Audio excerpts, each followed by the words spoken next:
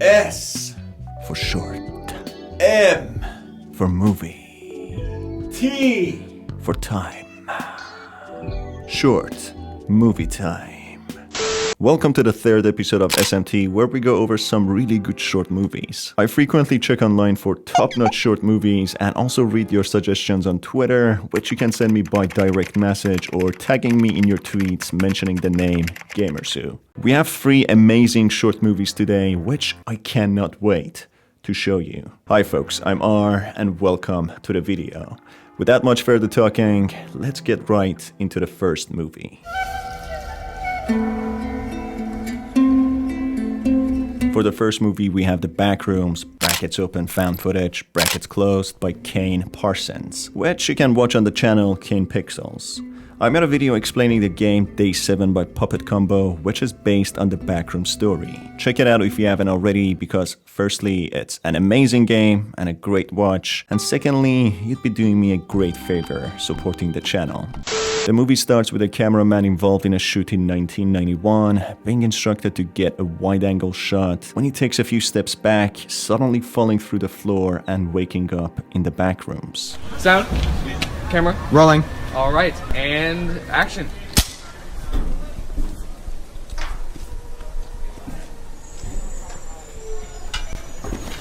All right, cut.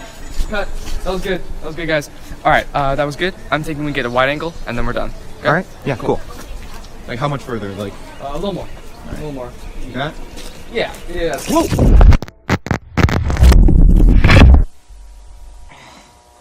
The Backrooms is a creepypasta which entails the horrifying out-of-reality place with never-ending corridors, having moist carpets, and buzzing fluorescent lights. Each unlucky person who falls through these holes connecting real world to this nightmarish pocket dimension faces a different type of monster tailored to echo their worst fears, trapped with them until they take their last breath in the unforgiving backrooms. For Terrence in Day 7, he had a nightmarish figure staring and observing him from a safe distance, just never leaving his side. A monster that he feared and had in his visions as a child. Now in this movie for the cameraman, the monster will be a complete different nightmare, echoing and reflecting his worst nightmares. Walking for a while in the never-ending corridors covered with dull yellow walls, he comes across a ladder leading to a duct through the wall.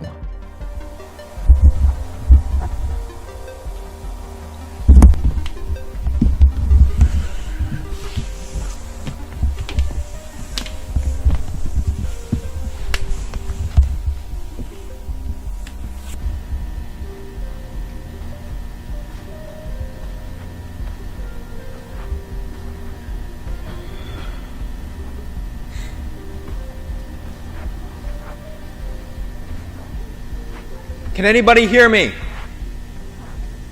Hello? Damn it.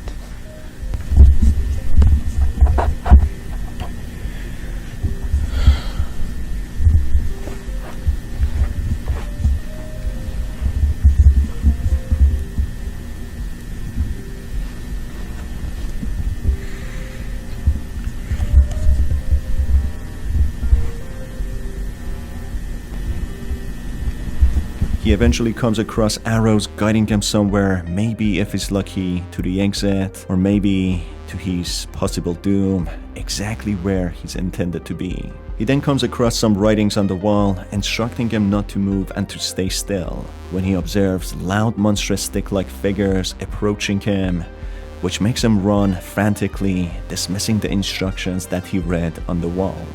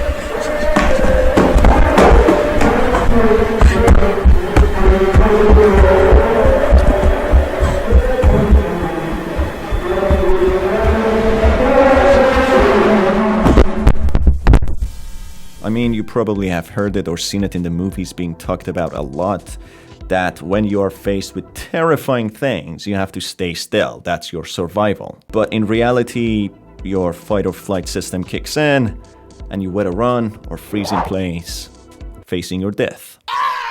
Thankfully, even in despair and debilitating fear, the cameraman holds the camera steady for us to enjoy this little movie. Thanks! Don't you hate it when people don't hold their cameras or phones steady in moments of disaster, running for their lives?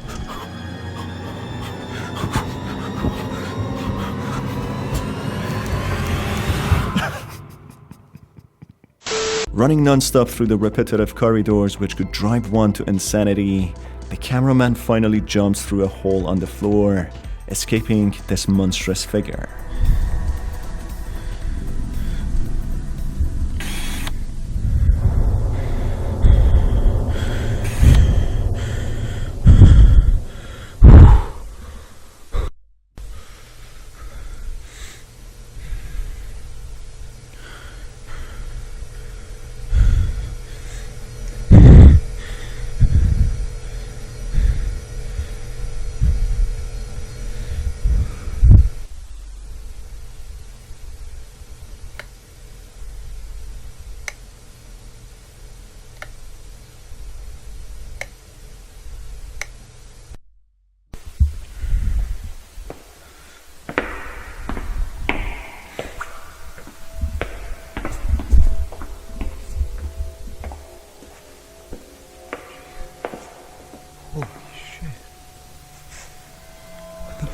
This place.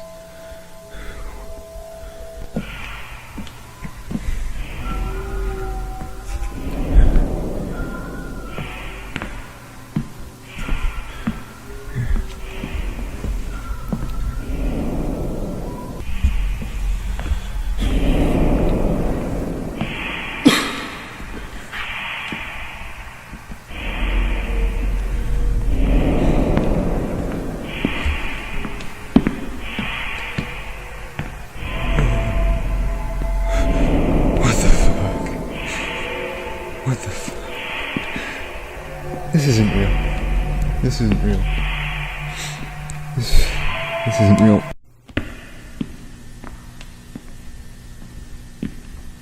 Traversing through the new part of this unreal pocket dimension, he comes across places that poorly try to mimic normal households, with laminated floors, staircases and windows, as if this place is an outcasted place replicating whatever is in the real world. Going through a set of emergency exit doors, he gets back to the yellow-stained walls in the never-ending corridors, unfortunately back to exactly where he started.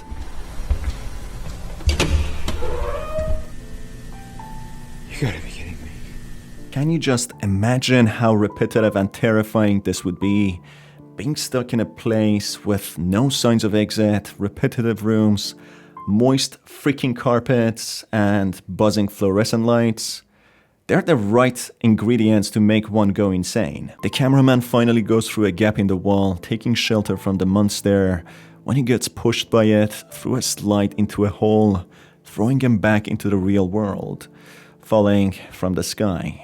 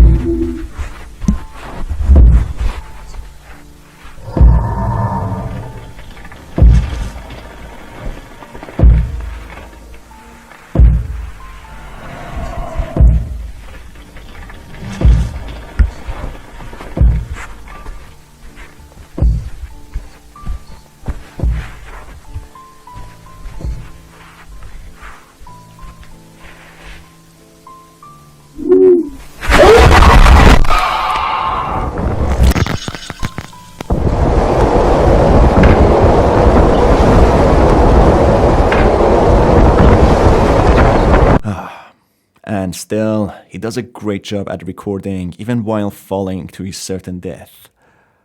What an absolute Chad. The cameraman is seemingly one of the only people who were lucky enough to get out of the back rooms, with majority dying whether due to thirst or hunger or other brutal deaths, whether by other trapped people in the back rooms or the monsters. That is, if they don't take their own lives after going insane and having enough. Despite the cameraman managing to successfully escape this place, the Backrooms is not kind enough or even sentient to know that the people should be put back to the real world gently and from a safe height. Instead, he's dropped from the sky, seemingly ending his life there and then. What a beautiful depiction of the Backrooms, one of my favorite creepypastas. The special effects and how real everything looked was absolutely amazing and terrifying at the same time. The thought of being stuck in this place is just terrifying itself. Can you imagine being stuck in a place which slowly drives you to insanity with its irritating flaws such as the moist freaking carpet? I personally wouldn't be able to take it. This place slowly takes your hope away, making you realize that there's no escape whatsoever.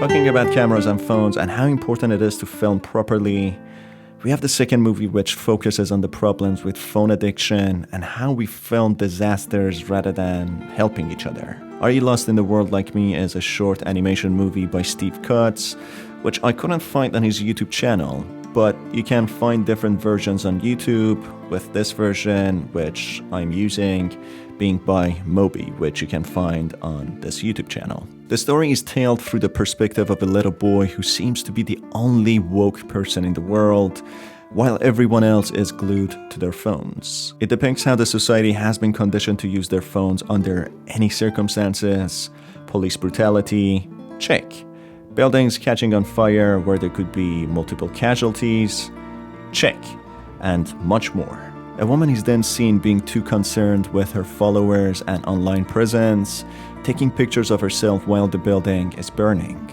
with slogans and advertisements in a sarcastic way mentioning to buy more and regret later, with other advertisements being more manipulative, saying that you need this certain product, with another slogan saying to drink more right next to it, revealing that the problem is more than just phone addiction. It's as if people try to drown themselves in different materials just to ignore other issues that they might have, as it's better and easier to forget the problem than to face it and solve it. Interestingly, the only two people not using their phones are a drunken man harassing the other person, being a woman seated on the train. But as everyone is glued to their phones, no one pays any mind helping her. The little boy in his mind imagines being a hero and saving this lady, but quickly snaps back to reality, knowing that he just can't, and the reality is much, much different. It's further shown how on social media a woman pretends to be happy while in reality she's the opposite. In a restaurant, all the people are seen busy snapping pictures of their beautifully prepared steaks, while animals are stuffed at the back of a truck, screaming for help, being sent to slaughterhouses. Then there's a reference to Pokemon Go, where everyone goes outside to landfills filled with older generation phones. I never personally used Pokemon Go when it was trendy back then, but I guess people at least went outside and socialized more. And then there's a woman in a coffee shop swiping through different variety of men, finally landing on a chat who probably is just as shallow as her, with an appropriate text on the side reading that the systems are failing us. This in a way suggests you get to only know a person by what they only show online, not really knowing who they are, with people becoming more and more shallow. Then something that is possibly very relevant today is how normalized cyberbullying and shaming has become, with people filming a girl who is just letting loose and dancing, enjoying herself, resulting in her becoming a laughingstock, with people blatantly shaming her and pointing their fingers at her, not considering her feelings and seeing her as a real person, with people just seeing her as a digital character who is just another of their entertainment subjects. These could be the very same people who also jump into conclusions to deliver online mob justice after watching a short clip without much context to it. Then we see a very familiar figure who has implants and surgeries while the crowd praises her, being an example of many celebrities.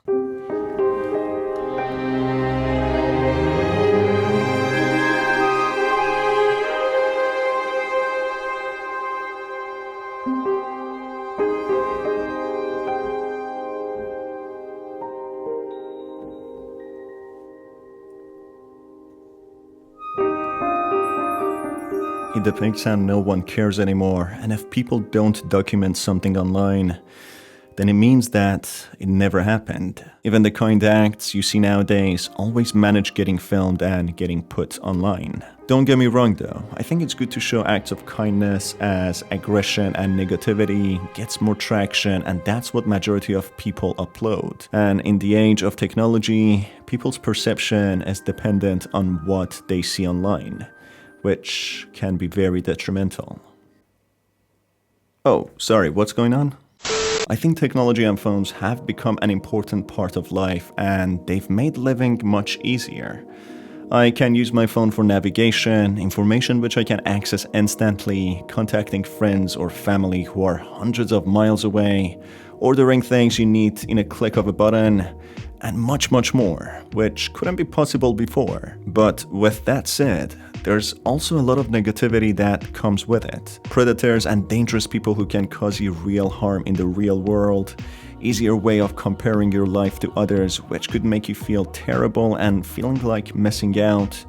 People often are more toxic online as it's easier, bringing their worst out, and I guess what this video tried to portray, over consumerism and addiction. Phones were created to bring people closer together, but as anything else out there, they can be misused, defeating their own purpose, pushing people away from each other.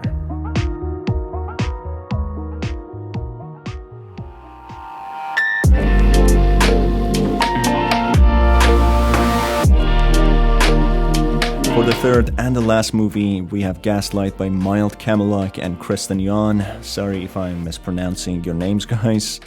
Available on the channel Gaslight Animated Short. Coming from one type of addiction from the last movie, we have addiction to cigarettes in this one. A gas station cashier takes a smoking break outside, where his relationship to smoking is portrayed through the lighter being his romantic partner. Yep, it's going to be a weird one.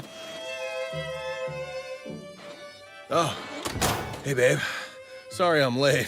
It's a situation at the counter is... I couldn't step away. Well, I was just... That's okay. Let's just get on with it. Okay.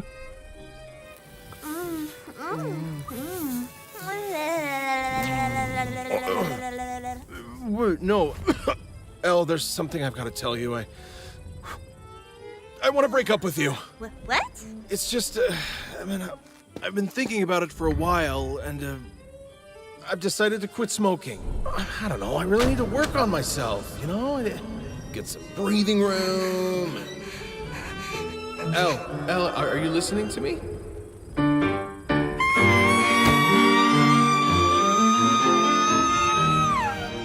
Whoa, Elle, I just meant it like... No, I understand. Do what's best for you and just ditch me here.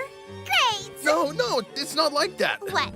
Am I not hot enough for you? Elle, no, I thought we were in this addiction thing together. Unless... Oh my god. Are you cheating on me with a jewel? What? There's no jewel. Elle, you can't fix this. All we ever had was smoking. The cashier informs Elle, being conveniently the name of his lighter, that their relationship is over, as he needs to quit smoking, something that they shared together. This reveals the true nature of the lighter, being manipulative and controlling, showing how unhealthy the man's relationship is. Of course, the relationship being with smoking.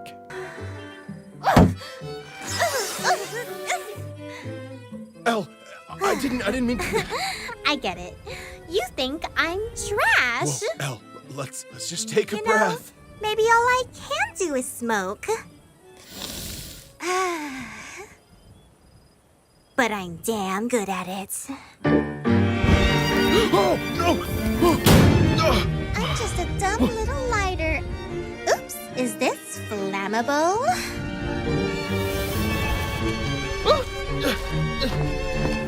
Babe, come on! I didn't mean what I guess said. my head is just so full of smoke sometimes. Oh, crap.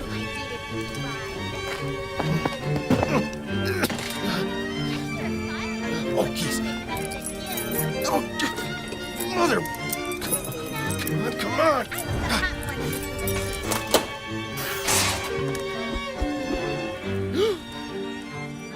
Is this what you wanted? Hey, Elle, just put the nozzle down. Nice and easy. Don't make me do this! Elle! What? No goodbye kiss? After throwing a huge tantrum, the man is left with no other option than to extinguish Elle.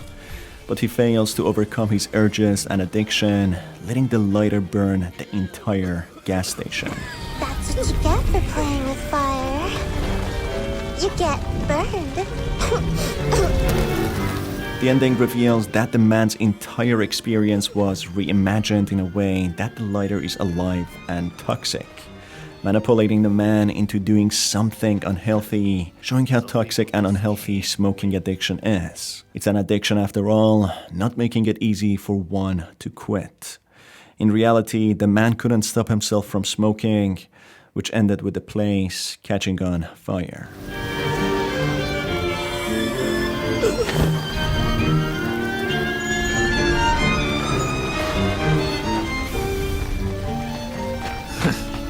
Some people just can't quit.